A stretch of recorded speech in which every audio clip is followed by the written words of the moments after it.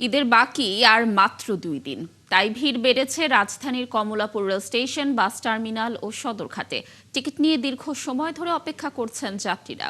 এদিকে দুর্ঘটনা কবলিত নীল সাগর এক্সপ্রেসের বাতিল হওয়া অতিরিক্ত 3টি বগি ছাড়াই ছেড়ে গেছে।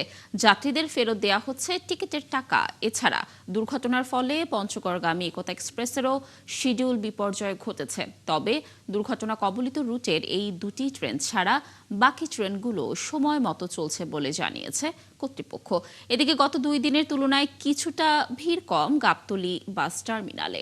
তবে বাড়তি ভাড়া নিয়ে রয়েছে অভিযোগ। নন এসি গাড়িগুলোতে তুলনামূলক কম বাড়তি ভাড়া নিলেও এসিগুলোতে ক্ষেত্র বিশেষে স্বাভাবিক সময়ের চেয়ে দ্বিগুণ ভাড়া নেওয়া হচ্ছে।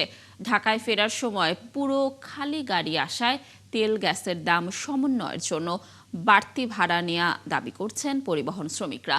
আর সদরঘাটে গতকাল দুর্ঘটনার পরও আজ ভিড় করছেন দক্ষিণাঞ্চলের যাত্রীরা।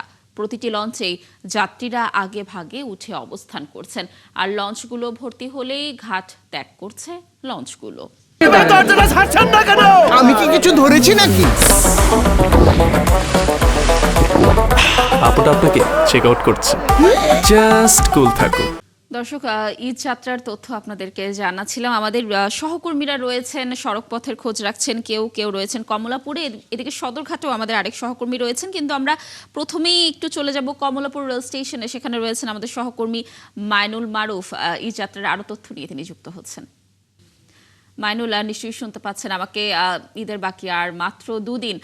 কমলাপুরের এই মুহূর্তের সার্বিক পরিস্থিতি কেমন দেখছেন? যাত্রীদের নিরাপত্তার বিষয়ে জানবো এবং অভিযোগের কোনো তথ্য পেয়েছেন কিনা জানাবেন।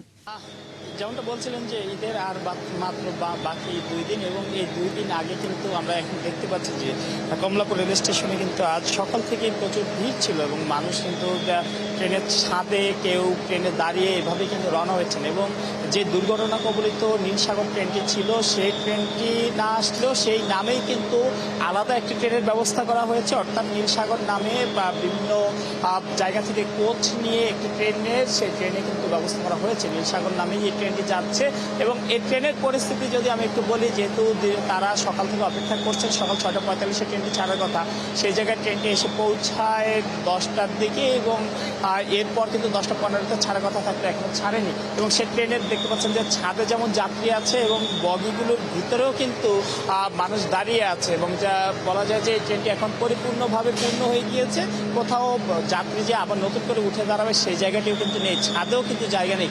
এভাবেই কিন্তু আমরা দেখেছি সকাল থেকে দূরপাল্লার যে সকল ট্রেন রয়েছে সেগুলো কিন্তু ছেড়ে গেছে, এবং অন্যান্য ট্রেনগুলো এই এছাড়া আরেকটি ট্রেন কিন্তু আজকে শিডিউল বিপর্যয় ঘটেছে, সেটি একতা এক্সপ্রেস, সেটিও পঞ্চগড়গামী ছিল। তবে এই যে দুর্ঘটনার কারণে কিন্তু সেই ট্রেনটিও সকালে থাকলেও সেটি কিন্তু বিকেলে গিয়ে তার কিন্তু পরবর্তী টাইম পড়েছে, অর্থাৎ বিকেল 4:45-এ পরবর্তী সময় দেওয়া হয়েছে। সেটি যাত্রীরা যারা ছিলেন তারা এ নিয়ে একটু কষ্ট পেলেও তারা বলছেন যে যেহেতু দুর্ঘটনা ঘটেছে এতে কারো হাত নেই, এমন পরিস্থিতিতে তারা এটি মেনে নিয়েছেন, এবং তারা বলছেন যে দুর্ভোগ হলেও তারা বাড়ি যেতে চান। এবং এখানে আমি যাত্রীদের সাথে একটু কথা বলতে চাই এই নীলসাগর এক্সপ্রেসের। আপনারা তো গতকাল এই ট্রেনটি দুর্ঘটনার কবলে পড়েছিল, আজকে আবার যাতায়াত করছেন, সব মিলে কতক্ষণ দেরি হলো আপনার, এবং আপনি অবশেষে যেতে পারছেন আপনার এই যে ঈদ উপলক্ষে, আপনার এখন চাওয়া কি থাকবে?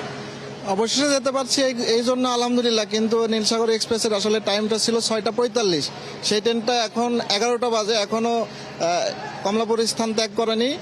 আমার এতক্ষণ থাকার কথা ছিল গন্তব্যে, তো আসলে যাত্রী হিসেবে আমি তো ভোগান্তির শিকার। তো চাচ্ছি রেলওয়ে কর্তৃপক্ষ আরেকটু সচেতন হোক, আমাদের সাথে আরেকটু দায়িত্বশীল ভূমিকা পালন করুক আর কি। যেমনটা বলছিলেন তিনি যে রেলওয়ে কর্তৃপক্ষের জন্য আরেকটু সচেতন হয়, যাত্রীদের ভোগান্তি লাঘবের জন্য আরেকটু কাজ করে, সেই প্রত্যাশা তার থাকবে। এবং অবশেষে নীলসাগর ছেড়ে যাবে, এবং যাত্রীরা কিন্তু এতেও বেশ খুশি যে অবশেষে তারা নিজ গন্তব্যের উদ্দেশ্যে রওনা হতে পারছেন।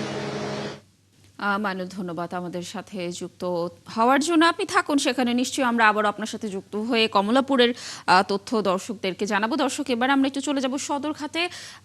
নৌপথে যাত্রার তথ্য জানাবো। যুক্ত হচ্ছেন আমাদের সহকর্মী মোহাইমিনুল অপু।